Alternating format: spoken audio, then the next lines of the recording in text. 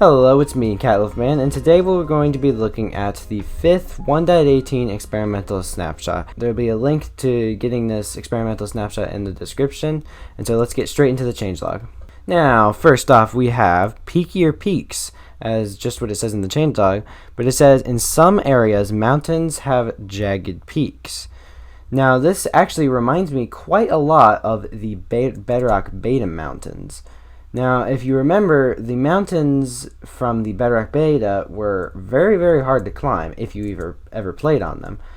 And so it should look like that peaks on a mountain should be more jagged and steep. So I actually don't think this is a bad change.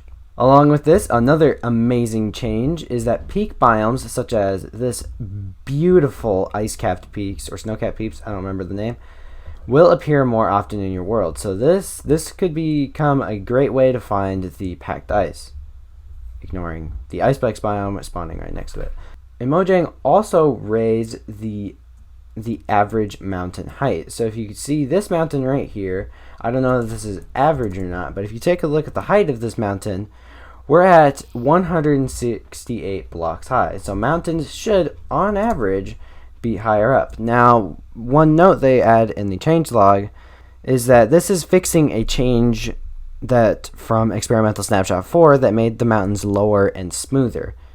They also deliberately don't want mountains to go above y equals 260 because they want players to be able to build things on top of the mountain. Now, I think this actually might be I definitely think this is a good change. Now, I can't seem to find an example of this, but it might be just because fossils are extremely rare.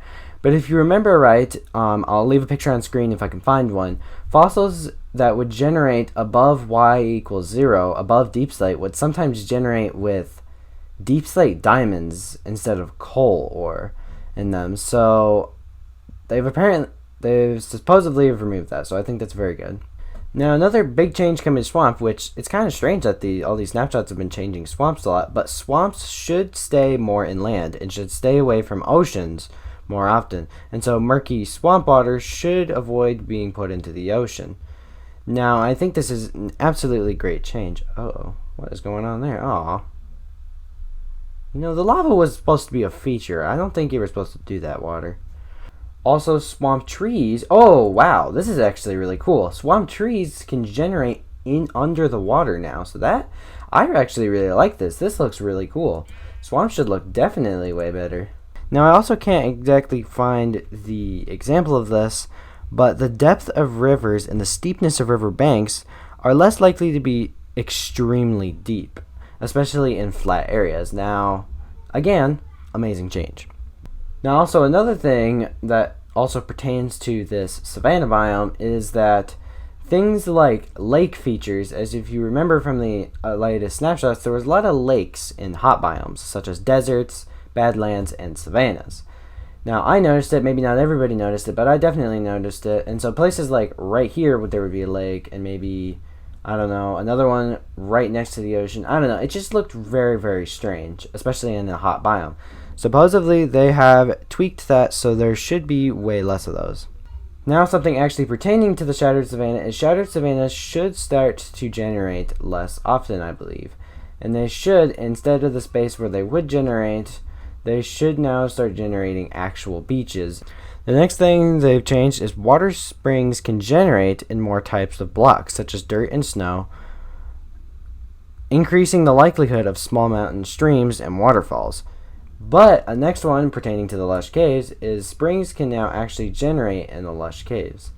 Now this next one, I'm not exactly sure why they did it, but I think it's just for the novelty of it.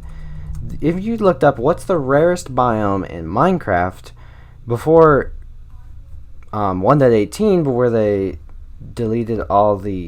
removed all the edge biomes, it would be the modified jungle edge. But instead, they've re-added the jungle edge biome. I'm not exactly sure why they've done something like this. Maybe it is for actual world generation reasons and not just because of a silly, oh, it's a biome that was super rare before and now we don't have it. Either one. Okay, I'm actually seeing it now. The jungle edge biome is actually supposed to help with generation changing from one biome to the next. Now this actually makes sense, especially for the jungle, since it's such a sharp change of biomes no matter what biome it's next to. So I guess this actually makes sense. This next change coming to the dripstone caves, don't worry, it's not about the copper. But this next change coming to the dripstone caves is the entrances to dripstone caves should no longer generate with grass blocks, and they should more generate with stone blocks to the entrances of dripstone caves.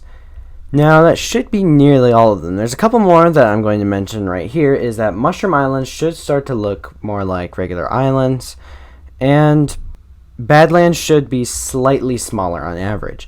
And then the big one here is, if you remember from experimental snapshot 3, there was a change to spawning mechanics. Mobs would spawn, remember in 1.17, mobs would spawn less up here in the heights and then more down in the depths.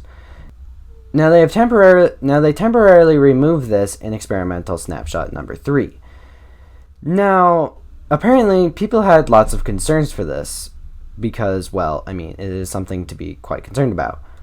And so they temporarily have placed it back into the game where mobs should spawn less up in the peaks and more in the depths. At least that's how I think it works. If you need a bit more detailed explanation, I would definitely check out Ilmango or Raiseworks, whoever makes their video first, about this snapshot, because they probably know a lot more about spawning mechanics than I do. That should end it for this video. If you enjoyed this video, hit that like button and the subscribe. This has been Catloafman, and I'll see you in the next one. Bye!